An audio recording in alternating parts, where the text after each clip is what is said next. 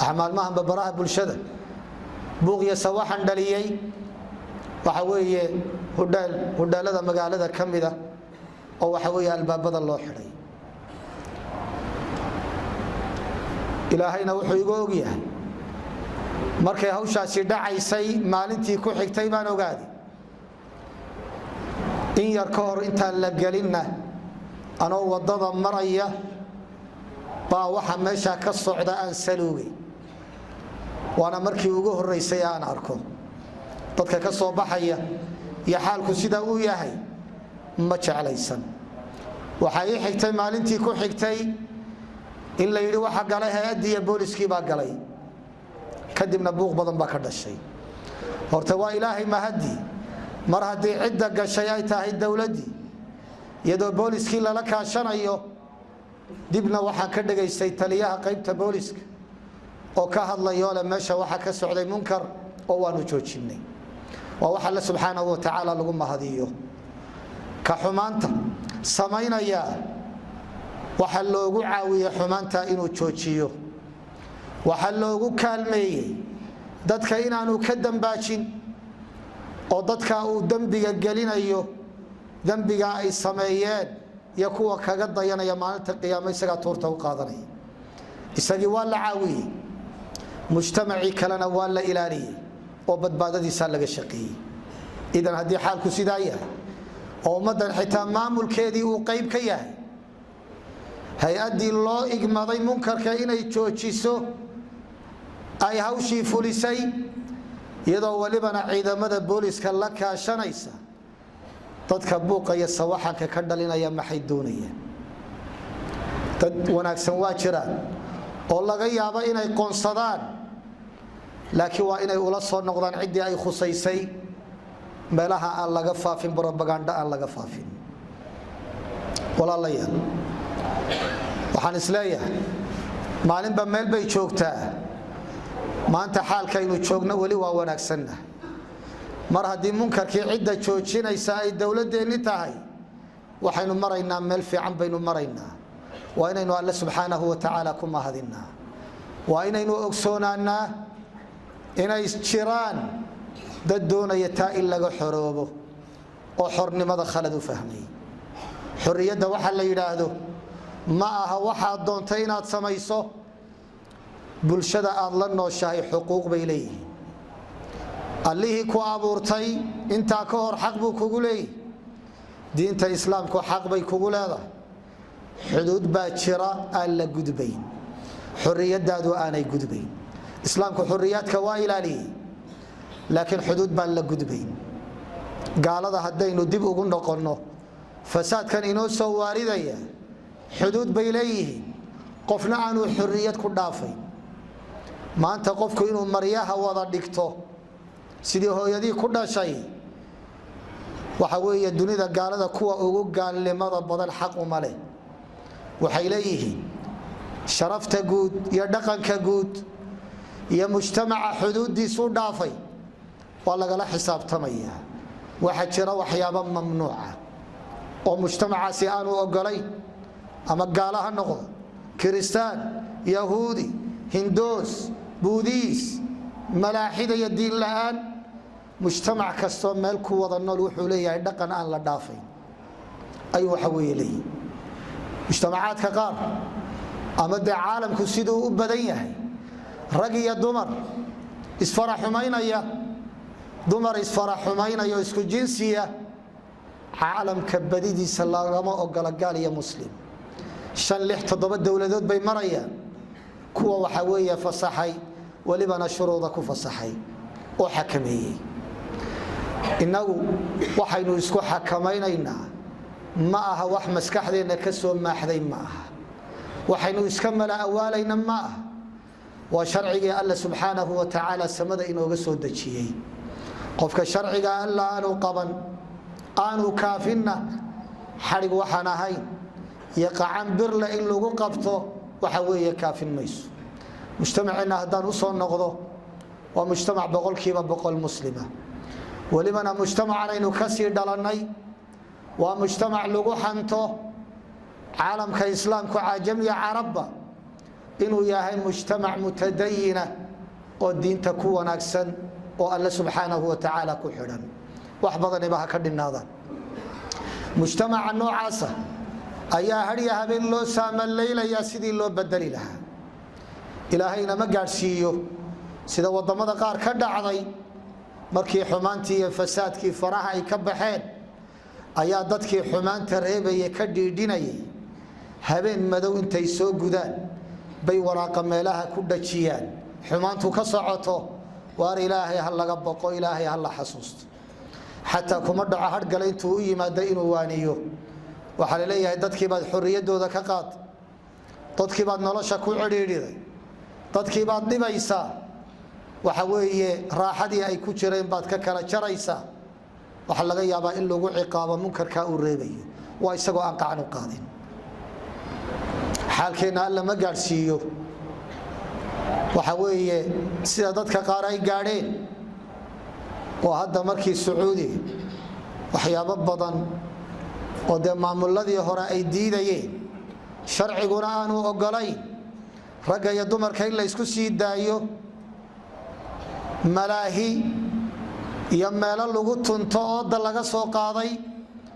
iyadoo la leeyahay dadka loo furaya dalxiis baa nin waayeela oo jaraa'idada wax ku qora oo 60 jir gaadhay uu leeyahay uu ka qoomamaysan yahay waqtigii dhalinyaronimadiisa ka lumay wuxuu leeyahay qolyaha iyagan jaaniskaasi ka lumay waayo dhalinyaro ma hadda raaxaysanaya ma qolyaha iyagan dayacmay ee jaaniska laga lumiyay ee tumashada iyo meelaha noocaas aan helin ee xilligii dhalinyaronimada laga mamnuucay iyay la xisaabtamayaan yaa xuquuqdooda u soo celinaya macaasi iyo dunuub iyo fasaad laga ilaaliyay ayuu 20 sano iyo 30 sano ka hor la soo dhaafay uu leeyahay jaaniska noocaas iga lumay fi qulubihim marad fazaadahum Allahu marada mujtamac walba waxa laga helaya xataa hadduu Maka iyo Madiina joogo dad waxa weeye buka oo qulubtoodu ay bugto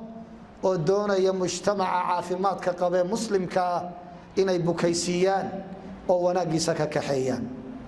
walaalayaal waajib bay nagu tahay qof waliba karaankiis inuu ka dhiidhiyo waxa xumaanta ah dhalinyaradana waxaan leeyahay dhalinyaroy haddii waxa weeye waqtigii dhalinyaronimada aad joogtaan oo fasaadka facebooka ka socda idinka xoogidii ku socdo wiilal iyo gabdho waxa weeye xumaanta inaad samayso iyo inaad mujtamaca ku faafiso waxa weey mujtamaca in lagu faafiyo xumaanta inaad samayso iyo inaad difaac u gasho baraha bulshada waxa weyn xumaantii inaad difaacdo ayaa waxa weeye weyn waxaad xasuusnaataa waxa weeye shahwadu haddii ay ku qaado nabigu calayhi salaatu wasalaam dawadii uu ku daweeyay ninka dhalinyarada ah nin baa nabiga u yimi calayhi salaatu wasalaam oo aan ku soo gabagabaynaya wuxuu yidhi nabi allah waxaad ii fasaxdaa inaan zinaysto ii fasax waxaan doonayaa zina inaad ii fasaxdo nin dhalinyaraabo saxaabadii way kaceen aad bay ula yaabeen waayo zinadu waa dambi weyn inuu nabiga u yimaado calayhi salaatu wasalaam fasax uga dalbado wax la yaab lay saxaabadii ku noqotay nabigu waa dajiyey dabeedna waa soo dhaweeyey nabigu calayhi salaatu wasalaam wuxuu ku yidhi nabigu hooyadaa ma la jeceshahay inay zinaysato maya buuri walaashaa ma la jeceshahay maya inantaada ma la jeceshahay maya eedadaa ma la jeceshahay maya habarartaa ma la jeceshahay maya buuri nabigu markasta wuxuu ugu jawaabayay dadka kalena hooyooyinkood iyo walaalahood iyo eedooyinkood lama jecla waayo ta aad xumaanta ku samaynaysaa mid bay dhashay ama mid baa dhalay ama mid bay la dhalatay ama mid bay eedda u tahay dadkuna lama jecla dabeedna waa ka qancay nabiguna calayhi salaatu wasalaam laabta intuu qacantiisa intuu laabta u saaray ayuu yidhi ilaahayow farjigiisana ilaali qalbigiisana nadiifi dadka ducaadda ah ee khayrka ka shaqaynaya ee munkarka reebaya kala duwan maanta waxay u baahan yihiin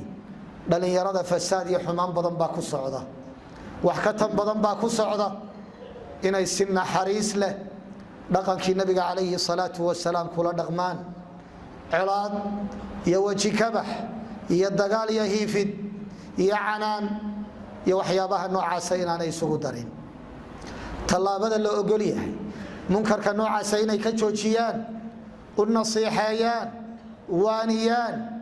si wanaagsan loogu soo caqli celiyo ayaynu maanta u baahannahay haddii laga maarmi waayo xakamaynta la xakamaynayo ee lagu edbinayo waxa weeye xadhigga lagu edbinayo waa xaalad dambe weeye dhaqanka noocaasa in aad iyo aad loogu dadaalo waayo ma doonayna nacayb iyo kala fogaansho in la sii abuuro hawshani markay dhacday waxaa aad baraha bulshada ugu faafay nin culimada difaacaya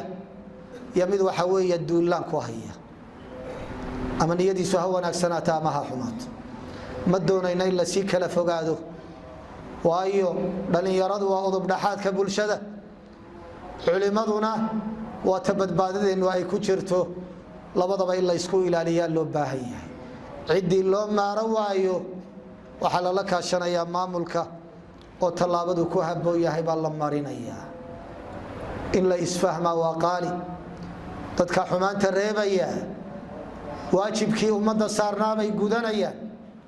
mujtamacay badbaadinayaan laakiin ka xumaanta samaynayo ka joogso haddaad ka joogsan waydana bannaanka ha ula soo bixin haddaad ula soo baxdo xuquuq kalaa imanaysa oo waxa weeye mujtamacu kugu leeyahay alla subxaanahu wa tacaala aynu ka cabsanno xaqana aynu garab istaagno mujtamacana ha la ilaaliyo ha la feejignaado waxa socdaa aad buu u badan yahay waxa ugu dambaysay oo aad iyadana la isula dhex maray hablihii waxa weeye la soo bandhigay iyagoo marfash qaad fadhiya qaad iyo sigaar iyo badeecad iyo qurun oo dhan waxa weeye halkaa ku haya oo marfash fadhiya ayaa waxa weeye la faafinay allahu aclam inay jirto dood baa ka furan laakiin ka soo bandhigaya welibana hadalladooda soo daynaya hablihii oo marqaankooda ka sheekaynaya iyo xumaantaa sida ay u wadayaan iyo sida ay u jeclaysanayaan maxaa looga jeedaa kuwo kaloo iimaankoodu daciif yahay baa lagu guubaabinaya oo looga dhigayaa heer ay gaadhay war in laga sameeyo brograam laga sameeyo tiifiyadeenna laga sii daynayo waxyaabahaasoo dhan waa waxyaabo loo baahan yahay si fudud maqalkeenna iyo araggeenna inaanay ku dhaafin oo maamul iyo culimo iyo ganacsato iyo ducaad iyo cid kastoo dareen leh oo ka dhiidhiyaysa